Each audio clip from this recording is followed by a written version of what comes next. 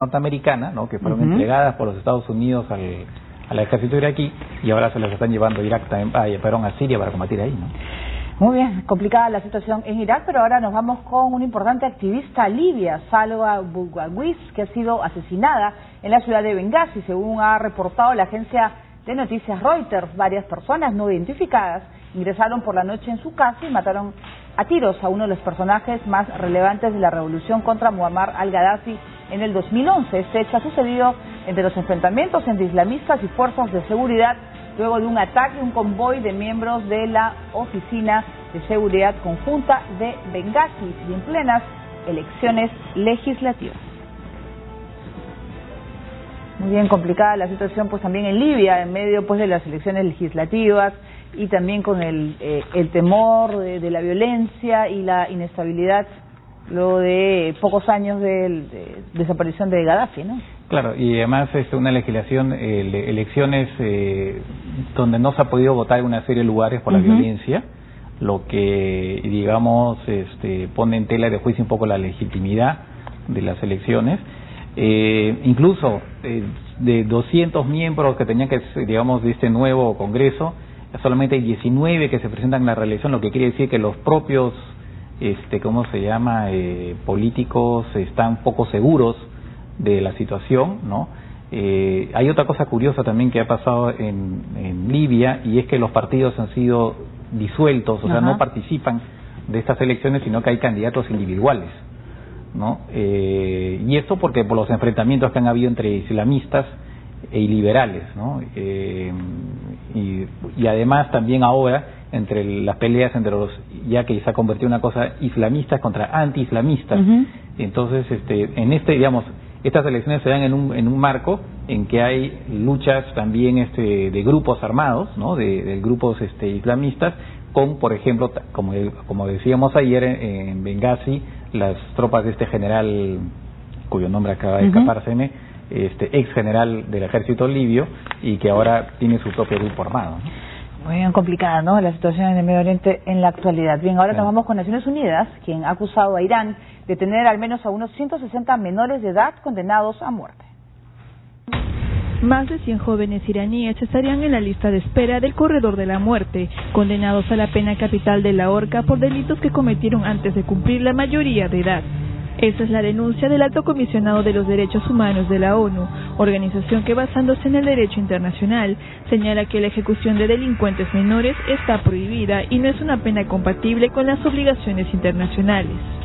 Sin embargo, en vista de que ya 250 personas han sido ejecutadas en Irán en lo que va del año, la Oficina de Derechos Humanos ha dicho que gran parte de estos lamentables desenlaces se deben a que en la mayoría de dictámenes de las condenas se han violado los principios mínimos de justicia. Es decir, que muchos acusados no hicieron efectivo nunca su derecho a un abogado y otros beneficios. De esta manera, Irán viola, además del Pacto Internacional de Derechos Civiles y Políticos, la Convención sobre los Derechos del Niño, que ha refrendado y está obligado a cumplir. La ONU está instando al gobierno iraní a suspender este tipo de ejecuciones por el hecho de que la mayoría de estos jóvenes no habían alcanzado la madurez necesaria en el momento de los hechos y que por ende no tenían la capacidad para comprender la gravedad y la consecuencia de sus acciones. Muy bien, pues complicada la situación también. Hace unos días estaba viendo las fotografías creo que desde hace un año, de cuales dos jóvenes también acusados de homosexuales, por ser homosexuales, jóvenes, no tendrían ni 18 años, también condenados a muerte. Entonces, ¿cómo controlar, evitar que se sigan deteniendo a menores de edad implicados en crímenes terribles o quizás no, y evitar pues que tengan que sufrir la muerte en la horca, por ejemplo, ¿no? Claro, bueno, Irán es uno de los países efectivamente que aplica la pena de muerte, y además de manera, hay muchas condenas a muerte, ¿no? En este caso el problema se agrava, por el hecho que son menores, y además porque, como se dice, no se respetan los derechos a la defensa, ¿no? Entonces, eso es lo que hace que, digamos, el caso iraní sea observado, digamos, de manera particular por Naciones Unidas, ¿no? En general, la pena de muerte, sí, como dije, se aplica de manera bastante frecuente. Hace poco hubo un episodio de una persona que fue condenada a muerte por un asesinato, pero que a último momento logró salvar la vida porque fue perdonada por la madre de la víctima, ¿no? O sea que hay esa posibilidad también, efectivamente, si la familia perdona, el condenado a muerte, digamos, se salva de la ejecución, ¿no? Sí, pero vemos que al final las condenadas a muerte, yo no sé si lleguen a lograr persuadir, porque al final continúan los delitos y continúan... Bueno, ese es el eterno debate que existe también en Estados Unidos, por lo demás. Muy bien, ahora hablando de los derechos de las personas, el Instituto Internacional de Prensa ha exhortado al presidente egipcio al-Sisi a indultar a los periodistas de la cadena Al Jazeera que fueron condenados a prisión de manera injustificada. El Instituto Internacional de Prensa, IPI, por sus siglas en inglés, instó al presidente de Egipto, Abdel Fattah al-Sisi, a conceder el indulto a los 3 periodistas de Al Jazeera, condenados a prisión el pasado 23 de junio.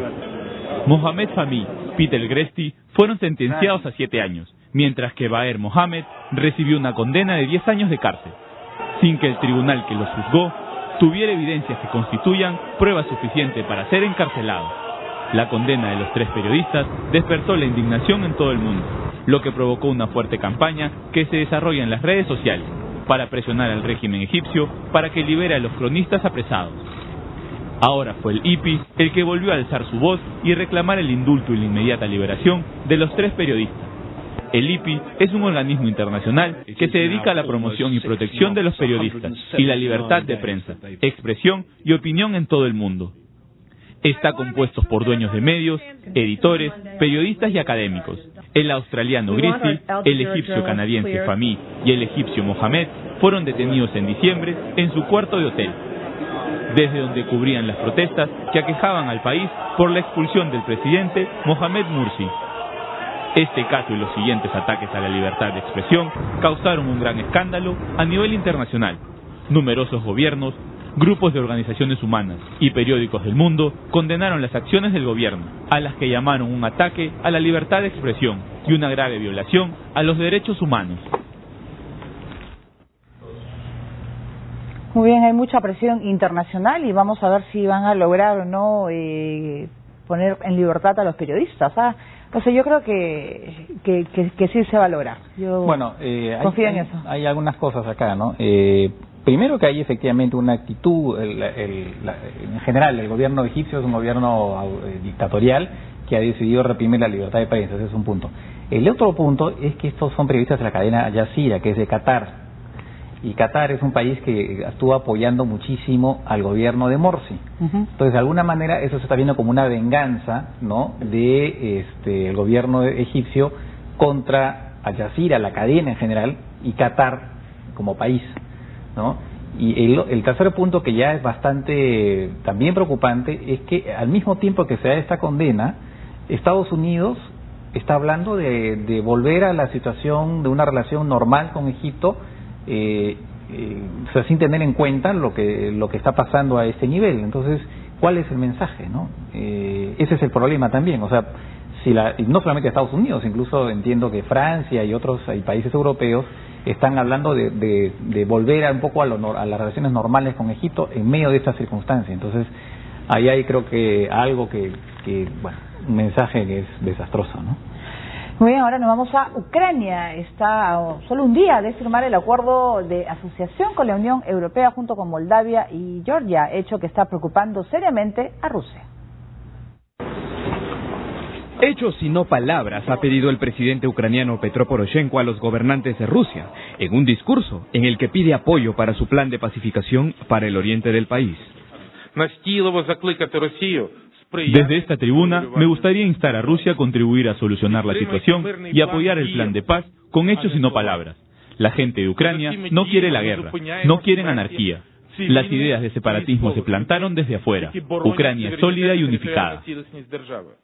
El anuncio de Poroshenko llega un día antes de su viaje a Bruselas, ciudad en la que firmará el acuerdo de asociación con la Unión Europea, que en su momento rechazó Víktor Yanukovych y generó toda la revolución del Maidán. Esta asociación también está preocupando a Moscú. Según la agencia de noticias RIA Novosti, la Cancillería rusa emitió un comunicado en el que señalan que los tratos que haga tanto Ucrania, Moldavia y Georgia con la Unión Europea puede afectar su economía, ya que disminuirán vínculos comerciales. En este mismo contexto, el Consejo Supremo de la autodenominada República Popular de Donetsk aprobó una acta constitucional que crea la Confederación de Repúblicas Populares de Donetsk y Luhansk, consolidando de esta manera su separación de Ucrania. Además, han votado por una constitución y se preparan para formar un gobierno, que según el ex candidato presidencial y diputado prorruso Oleg Zarev, será creado bajo el principio de igualdad entre Donetsk y Luhansk. Muy bien, mientras la tregua se tambalea en Ucrania, esta situación está pidiendo a Rusia que colabore. Yo no sé qué va a pasar si lo va a hacer, ¿ah? ¿Tú cómo ves? Bueno, ese es también hay un juego ambivalente de Rusia, ¿no? Rusia, bueno, ¿no? Claro, hay por un lado hay esta decisión del Parlamento ruso a pedido de Putin de levantar esta autorización que le habían dado para, en caso necesario, entrar a Ucrania, ¿no? Intervenir en Ucrania.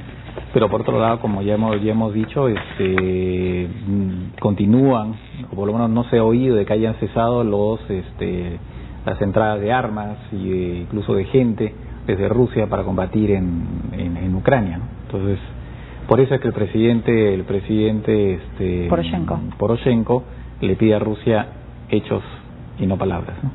Muy bien, nosotros vamos a hacer nuestra primera pausa en el programa. Vamos a regresar con noticias de Argentina. Pese al riesgo de embargo, este país ha depositado $1.000 millones para pagar a los bonistas. Y también desde Venezuela, el presidente Maduro criticó a exministros de Hugo Chávez, quienes cuestionaron su liderazgo al mando del gobierno. Volvemos con todos los detalles.